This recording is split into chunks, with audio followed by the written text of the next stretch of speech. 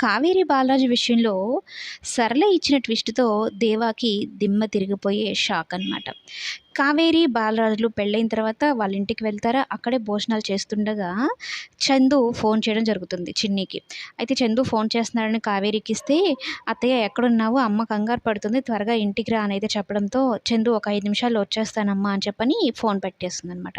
అయితే బాలరాజు ముందే ఊహిస్తాడు. అక్కడికి వెళ్ళిన తర్వాత సరళ కావేరి మెడలో ఉన్న తాళిని, అలాగే కాళ్ళకున్న మెట్టెలను చూసి ఖచ్చితంగా నిలదీస్తుంది. "నీకు పెళ్లి కాలేదు కదా! నువ్వు ఉషా కదా! మరి ఏంటి ఇదంతా? మాకు చెప్పకుండా పెళ్లి చేసుకున్నావేంటి" అని అడుగుతదని ముందే ఊహించిన బాలరాజు కావేరి వెనకాలనే వెళ్ళడం జరుగుతుందనమాట. అయితే కావేరి విషయంలో ఊహించిన విధంగానే సరళ ఫస్ట్ టైము మాట్లాడుతుంది. "ఆడపిల్లవి ఇంత రాత్రి దాకా రాకపోతే నలుగురు ఏమనుకుంటారు? కొంచెం కూడా బుద్ధుండక్కర్లేదు, త్వరగా వచ్చేది లేదన్నట్టు" తిడుతూ ఉంటే, అప్పుడే లోహిత ఉండి కాళ్ళకి మెట్టులు, మెడలో ఉన్న తాళిని చూసి, "అమ్మ మెడలో పసుపు తాడు ఏదో ఉంది" అనంటే, "ఏంటి ఉషా ఇది? అసలు ఏం పద్ధతి ఇది? పెళ్లి చేసుకున్నావా మాకు చెప్పకుండా? అసలు ఎవరిని పెళ్లి చేసుకున్నావు? ఏంటి ఇదంతా?" అన్నట్టు మాట్లాడడంతో, "పెళ్లి చేసుకున్నానండి. చేసుకోవాల్సొచ్చింది" అన్నట్టు మాట్లాడుతుందనమాట. ఎంతవరకు కావేరి ఉషాలానే మాట్లాడదామనే ప్రయత్నిస్తూ ఉంటుంది. కానీ చందుకు నిజం తెలుసు. తనే అత్తయ్య అని తెలుసు కదా!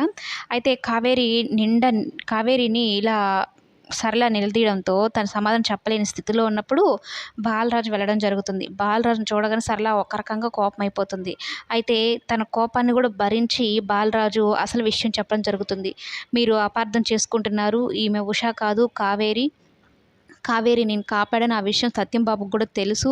సత్యం బాబు విషయంలో ఏం జరిగిందని" మొత్తం అయితే చెప్పడం జరుగుతుంది. ఫస్ట్ సరళ నమ్మకపోయినా పరిస్థితులను బట్టి, వీళ్ళ దగ్గరున్న ఆధారాలు ఇవన్నిటిని బట్టి కావేరి, ఉష ఒకరేననే విషయము, అలాగే చందు చెప్పడము, అంటే చందు ఫస్ట్ నుంచి ఈ కథలో ఇన్వాల్వ్ అయ్యి ఉన్నాడు కాబట్టి మొత్తం చందు చెప్పడం కూడా సరళ నమ్మడం జరుగుతుందనమాట. బాలరాజు నేను సత్యం బాబుని చంపలేదని అసలు జరిగిన విషయము మొత్తం అయితే చెప్పడం జరుగుతుంది. అయితే సరళ నమ్ముతుంది.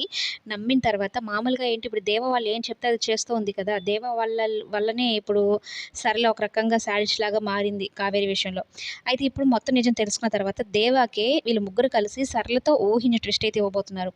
కోర్టులో సరళతో సాక్ష్యం చెప్పించి దేవ ఏమనుకుంటున్నాడంటే, బయటికి రానివ్వకుండా చేద్దాము, బెయిల్ రానివ్వకుండా చేద్దాము, శాశ్వతంగా జైల్లోనే ఉంచేద్దాం అనుకుంటున్నాడు కదా! సరళని అడ్డం పెట్టుకొని కథని మారుద్దాం అనుకున్న దేవకి ఇప్పుడు ఒక పెద్ద ట్విస్ట్ ఇస్తారనమాట. కోర్టులో ఆఖరి నిమిషం వరకు సరళ వ్యతిరేకంగా దేవాకి సాక్ష్యం చెప్తుందని అనుకోరు ఎవ్వరు.